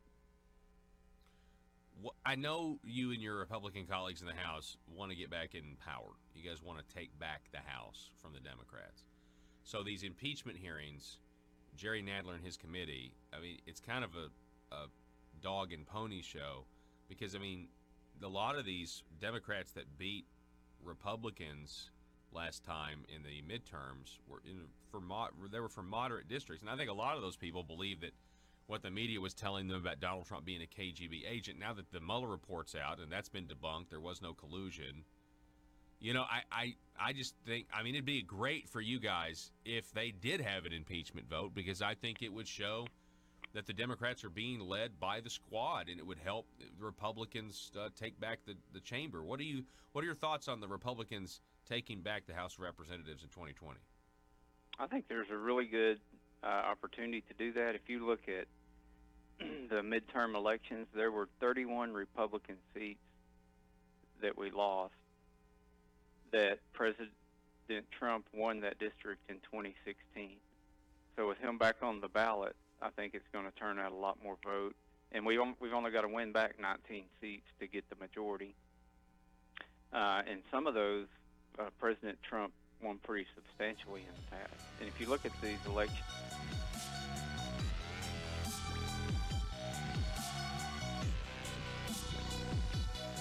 Need your daily news fix? Don't forget to tune in to Conduit News Radio with Paul Harrell. Got to do the Picard maneuver. All right, welcome back, ladies and gentlemen. Thanks so much for being with us. I want to welcome back to the program. We've got Larry Walker is with us, calling in from Pope County with Citizens for a Better Pope County. Larry, how are you? It's good to talk to you again. Hey, I'm good, Paul. How are you doing? I'm doing fantastic. Now, hang on. I want to make sure. I mean, I said this last week when we talked. I want to just clear the air here. You are an attorney, but you are not an attorney that's working for this group, Citizens for a Better Pope County. Is that correct? I'm not employed by Citizens for a Better Pope County at all. I'm a volunteer as a citizen of Pope County, doing everything I can to help out. But I'm not paid on this thing. I don't get any funds for doing what I'm doing. Okay, and we're paying a guy named Travis Story out of Fayetteville to handle this case. He's doing all the work on that. Okay. Well, the reason I wanted to make that clear is because when you were, soliciting funds, at the end of the interview, I know you wanted to make sure people that you're not seeing any of that, income. You're here in a private capacity. I'm sure your law degree helps in this matter as well. So Larry, what can you tell us? Are there first of all, any new developments between Russellville, the mayor, the county judge, Judge Cross? Are there any new developments when it comes to the progress of a casino? In Russellville, they formed the casino gaming committee that has been operating over the last couple of weeks now, and I believe that they had a meeting last night. I wasn't able to go to it, so I don't know what they resolved. I think they were trying to get their request for proposals put together, because I believe their goal is to have proposals in hand from the other casino operators by October the 7th, I believe is the date. Okay, October 7th. Well, so that is not a long time away. What was there anything from our interview that we did last week? I mean, I know we talked about the news of the day. We talked about secret meetings. We talked about kind of the underhandedness of this all. But is there anything that you wanted to add to that interview? You know, I think out of that, after we talked last week, I mean, kind of the big news from not big news, I would say, but people I've talked to around here, you know, they were just appreciative to hear that there's still a fight to be had. That this thing is not over. That the dialogue has been pushed out so hard and so heavy that you know, people were starting to buy into that lie that it's over. And the people the majority of Polk County that doesn't want a casino here needed to hear that hey, it's not over, the fight's still going on, and we didn't want a casino here, and we don't have to have one under the Constitution. I think what the citizens of Pope County may be going through right now is what many of our lawmakers go through when they go down to Little Rock. For example, you run a campaign. You're around your supporters. You promise to do X, Y, and Z. You get elected, but then you leave your home and you go to a place that's not your home. And while you're down there, there's a lot of lobbyists that are asking you oftentimes to do the opposite day in and day out of what you just told people that you were going to do. And, you know, some people fail immediately, but over time, you know, you start to believe that, you know what, this is inevitable. I just need to play ball because what they want is going to happen regardless. I kind of feel like that's what the citizens of Pope County may be going through right now. Maybe there are some who were against this, but now that it's a thing, they say, well, you know what, maybe this needs to happen and we need to control it and we need to take the tax money. You're exactly right. I mean, that's exactly what's going on. The lobbyists have inundated our town. They've inundated our officials. And like I said, you go to Little Rock, it can be a shock for newly elected folks that go down there and hear that stuff. But the hands that have been down there for a long time, they've heard all of that. Well, in Russellville, when you're sitting here on the court, you're sitting here as a city council, as a mayor or a county judge, you don't deal with those kind of lobbyists every day. And one thing that I've learned is these guys they're good. They know what they're doing. They've done it before. They know how to spin a story and make people believe it. You know, I was listening just a little bit to your last segment and talking about, you made a statement about putting out a story and putting it out there, even if it has no basis, putting it out there repeatedly. You know, I believe that came from World War II and the Nazi regime, actually, that phrase from Adolf Hitler and his one of his associates, Goebbels, that said, if you tell a big lie long enough, loud enough, people will start to believe it. Mm-hmm. And that is exactly, you know, we're feeling those effects that, oh, look at all the money that this can bring into your community. Oh, look at all the good that this can do. And if we feel like we're the exception to the rule and that we're going to beat the odds going down the street, so to speak, of our real estate values eventually dropping, of crime rates increasing, if we think we're going to beat those odds and we're not like the rest of the country when it comes to this stuff, we're crazy. But the lure of the money up front and what it can do is blinding to people. You know, it's sad when you start looking even at political stances on this kind of stuff. That I've read some scholarly articles on casino gaming, and the vast majority of those reports show that casino gaming is the highest form of regressive taxation that there is. Regressive taxation means that you, instead of taxing the rich at a bigger scale, you're actually taxing the poor at a greater scale, because that's who it preys on, that's who it seeks after, and that's who we're hurting in doing that. And I just hate to see that happen to a community, to harm those that are most in need, and to seek after them. That to me, just it's predatory and it's wrong. Have you read any articles about what happened in Tunica, Mississippi? I mean, is that community better off, you know, now that they had casinos?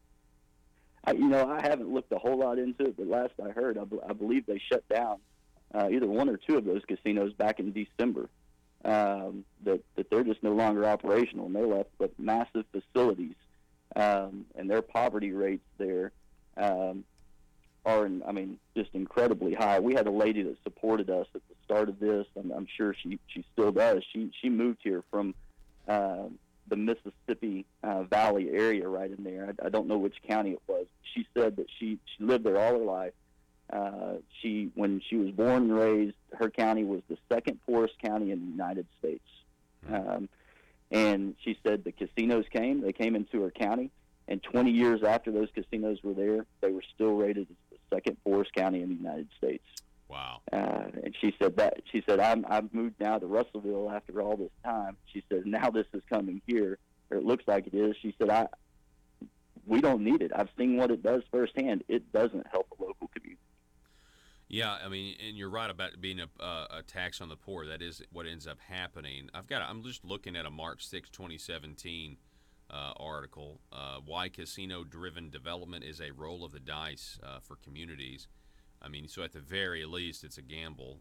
No pun intended there. We're talking with Larry Walker, Citizens for a Better Pope County. Are there any churches in Pope County getting involved? Any pastors or religious leaders speaking out on this?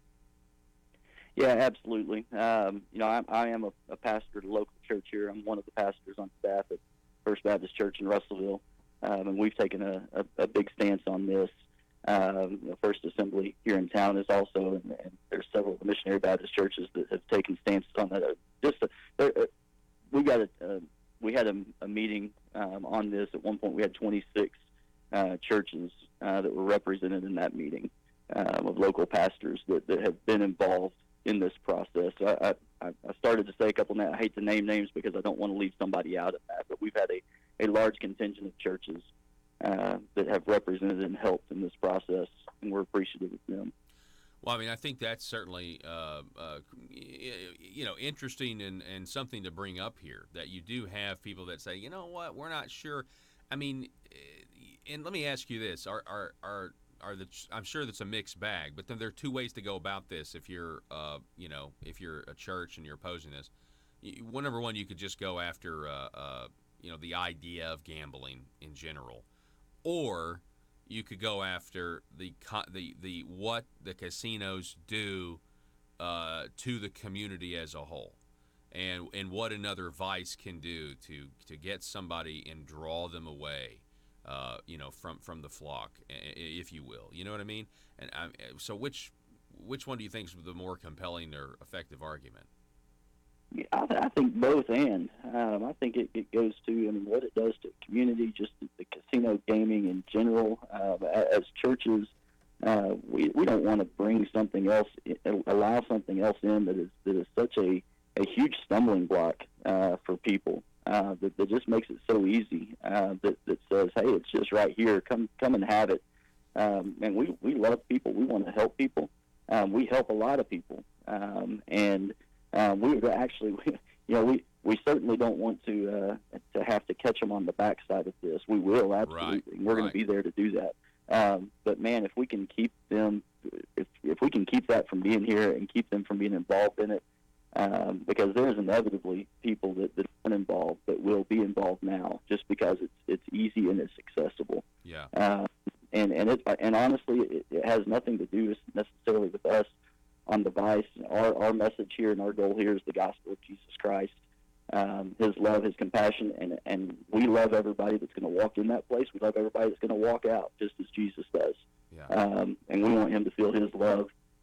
We just hate to see people have to go. Sometimes it takes people going to the depths to have to come back, but we don't like seeing that. I think that's a good attitude, and at this point, it's not a done deal yet, And so, if you have a say, why not organize and attempt to stop it? I mean, because we. Well, and here's where I think on that, Paul, on that question right there. I went to law school. I'm a lawyer, so I believe in the rule of law as well. And what I believe is, you can look in Scripture, you can look in the Bible, you can see what it has to say about governments and their people. The interesting thing about our government that we have in the United States compared to, say, when the Bible was written and they had kings, they had monarchs, they had tyrants, they had somebody that ruled over people. But what we have in the United States is we have a government that's of the people, by the people, and for the people. So we are the people, and we govern our government. And so it's our job to take an active role in our government and to speak into our government. And that is not anti-biblical to do so. That's actually biblical. We are operating because that's how our government is designed. And if we don't speak into our government, if we don't take an active part in what our government is doing, we are actually neglecting our government and our role. And so we believe you got to take a stand in this. You've got to be able to speak out to these issues that are happening. And there's people that are out there and they'll claim, well, the government can't, or the churches can't do that. People in churches can't do that. And I'm sorry, just because I have a belief doesn't mean I leave my political aspect behind. The IRS doesn't say that. The government doesn't say that. It says that we're supposed to have a limited role in advocating candidates, but it never says anything about issues. Issues are 100% open for churches to speak to under the IRS and under the law. And so, we're going to do that because that's what we believe. And if we don't speak to the moral things that happen in this society today, we let it go to the wayside. And I believe we've neglected our duty as citizens and neglected our duty, biblical duties as well. Yeah, and you know what? To your point here, hang on one second. I am trying to find the E's. There we go, ESV. I'm an ESV guy. To your point, when Paul writes to the Romans in chapter 13, let every person be subject to the governing authorities. For there is no authority except from God, and those that exist that have been instituted by God. Therefore, whoever resists the authorities resists what God has appointed, and those who resist will incur judgment. Now, in the context, you make a great point, Larry. In the context of American government, the authority here in America is the Constitution of the United States, which gives people freedom and the ability to vote and to advocate, and to shape what our government looks like, which was not the case back in those times. So submission to government authority is in the biblical context when America is concerned is participating in our government when we are given the freedom to do so. Absolutely. And I think when, take the issue of the quorum court, for example, in that case, the people of Polk County created a law. They went out 5,500 signatures that came. It got voted in, 12,000 votes yes, 6,000 votes no. We wanted that local control, which our Arkansas Constitution gives us that ability to have that local control. In this instance, we fabricated that law. It got put before the quorum court, and the quorum court just broke that law. They said, we're not going to do that. And they can't do that. And that's what these cases are about right now. Yeah. They can't just decide they want to break it. If they're going to break those laws, they become the dictators and the tyrants that we talk about. And that's not how our democracy is shaped. Our democracy is of the people, by the people, and for the people. And those quorum court officials have the obligation to live under that law just as we have to live under the law. When are we going to hear something from the courts? Do you have any sort of ETA on that? We have our hearing next Monday, 1:30 on the 30th. Okay. Well, hey, let's. I'd love to get like an update or a briefing after that hearing. You can kind of tell us how it went, and so I'd love to get you back on the show next week, Larry, if that's okay. That would be great. Okay. I'd love to do it. Okay, all right. Larry Walker, everybody, Citizens for a Better Polk County. Larry, if they want to help out people across the state, is there a website or it's a Facebook page, right? Yeah, they can go to our Facebook page, Citizens for a Better Polk County, and just shoot us a private message. Okay. We'll get back to them on how they can give to the cause. All righty. Larry Walker, everybody. We're going to be right back with your meme of the day. Don't go anywhere.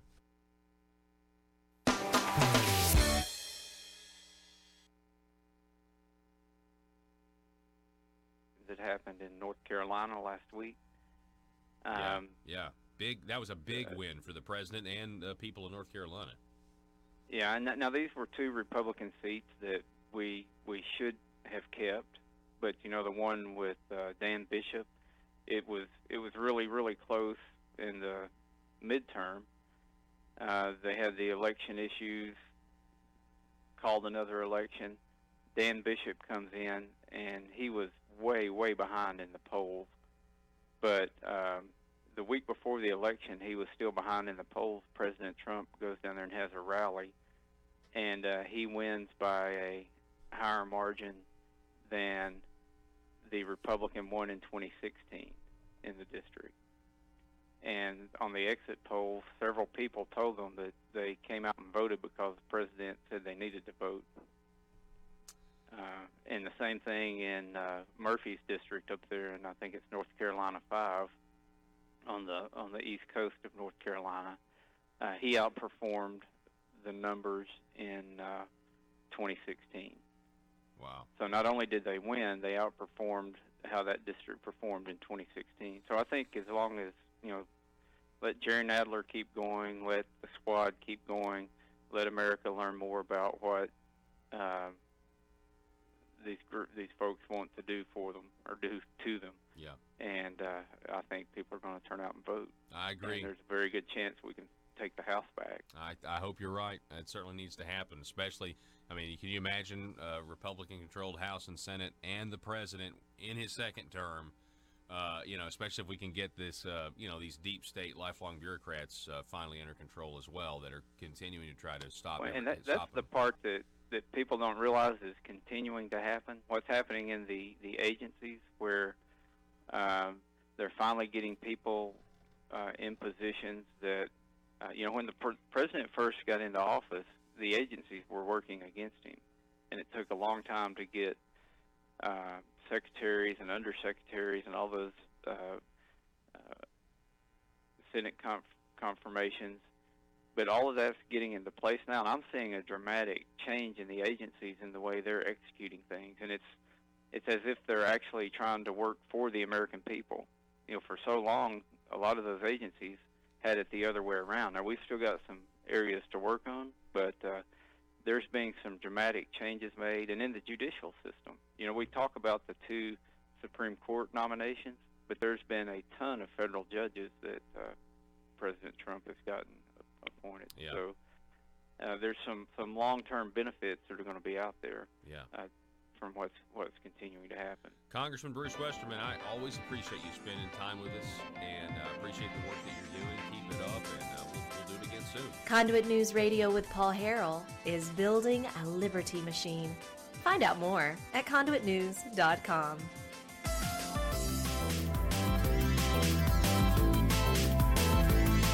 You know what I saw? What was interesting is I saw this. Now, speaking of Arkansas, we have this vaping situation going where, our board says vaping, climate change, and pedophrasty. Look it up. Look up pedophrasty. We told you about this yesterday, if you don't already know what it is. But, I think we need to redo this. Just because, this is something, you could go to the Urban Dictionary. It's the best one. Argument involving children to prop up a rationalization and make the opponent look like an a-hole, as people are defenseless and suspend all skepticism in front of suffering children.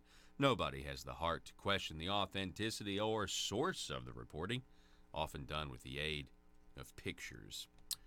This headline, vaporized Philip Morris, Altria end merger talks as Juul CEO quits. The fallout from the vaping scandal, which has seen an unprecedented crackdown against a practice which, until recently, was seen as safer than conventional smoking and is now getting banned virtually everywhere following a streak of unexplained deaths, continued on Wednesday morning when tobacco giants Philip Morris and Altria Group announced they have ended their merger discussions. The company said in a statement they would focus on another smoke-free technology called IQOS in the U.S. electronic cigarette market. Shares of Philip Morris jumped more than 6% in early trading, while Altria rose about 3%. I just couldn't resist. Now, what does this mean? Well, here in Arkansas, the governor's nephew, President Pro Tem of the Senate, Jim Hendren, he's still wanting to pursue a 67% tax increase on vaping products because of kids. He's saying it's the kids. We got to do this for the kids, and we got to do this for It's never happened before, but kids in high school are consuming nicotine, and they're doing it even vaping, and it's just like a big deal. And we may use some of that money to put it towards school safety, so the schools can spend the money that they're spending on school safety now somewhere else. Honestly, is probably what happened. It's a tax increase on the vaping and e-cigarettes, but the bill's entitled the School Safety Act. It's the biggest example of pedophrastry that the state has seen in a long time. You try to criticize this, and you're against the kids. You're for people dying. By the way, they're dying from using THC, which is something that's already you can't have, and they're getting it on the black market, and they're still gonna vape. I got news for you. If they tax this at 67%, guess what? Vaping is still gonna be a thing. Kids are still gonna do it. You're not gonna stop this. You should pass a law that chastises parents for not being better parents. Now, and I know it's not all the parents' fault when your kids go off and do something stupid. I get that, but that's my point. It's like the maintenance of a free society is a difficult thing to maintain. It requires a self-denying ordinance to put up with temporary evils, vaping, on the basis of the subtle and sophisticated understanding that if you step in to do something about them, you not only may make them worse, but you will spread your tentacles and get bad results elsewhere. That was said by Milton Friedman, somebody that Republicans used to agree with. Jim Hendren's a Republican. Oh, by the way, here's your meme of the day. It is applicable to this. We had to make it extra big because the it's kind of difficult to read. This is courtesy of Girly Conservative on Facebook. You have somebody that do what on Instagram. Sorry, I'm so sorry, Joe. Joe's just like, gosh, Paul, no, it's Instagram. No, Paul, get it right. Girly Conservative on Instagram. So you have this guy who sees a pie in the hall, just in the middle of a hall. Think of a school. It looks like a school hall. And he's labeled young people. And the pie is labeled free everything. But then you can see another photo of somebody in the other room. And the pie is actually attached, has a string attached to it, a fishing line connected to a pole with guys in the other room that can't be seen, and they're labeled 60% tax rate. I think that's pretty funny. I think that's very funny. Also, I think it's funny because it's young people, right? Young people. This is really a slam on socialism, but it's also a slam on, I mean, you could definitely do, 60% tax rate, and the pie is something that we should be concerned about, like vaping, you know what I mean? Get people concerned about it, and then you pull them in. Telephone number 870-275-9799. You can always text us, call us, leave us a voicemail there if you see something and you want us to know about it. I am going to be watching the headlines very closely today. I'm sure you are as well. The president is scheduled to release his transcript between himself and the Ukrainian prime minister or president. Also, the non-whistleblower complaint is supposed to be, this guy didn't even listen or read the transcript, and yet he made the complaint. We're going to find out more about him. It doesn't matter what is said. I honestly know that the Democrats are going to double down. Even if this vindicates the president, they're going to double down. They're going to find something in that transcript that they disagree with. Maybe the president uses colorful language, or maybe he says something bad about the Democrat. Like, hey, how you doing, Don? Oh, well, these, blankety bleep, bleep, bleep Democrats won't get off my bleep. Oh, can you believe it? Impeach him. Impeach him. He's talking bad about Democrats to a foreign leader. We'll see what happens, though. It's all going to be very interesting. But right now, the Democrats, once again, and the media are like, we got him this time. We got him this time. Well, we'll wait. We'll see. We'll see what happens tomorrow. Arkansas, thank you for listening. Be safe. Subscribe to us on YouTube, Conduit News.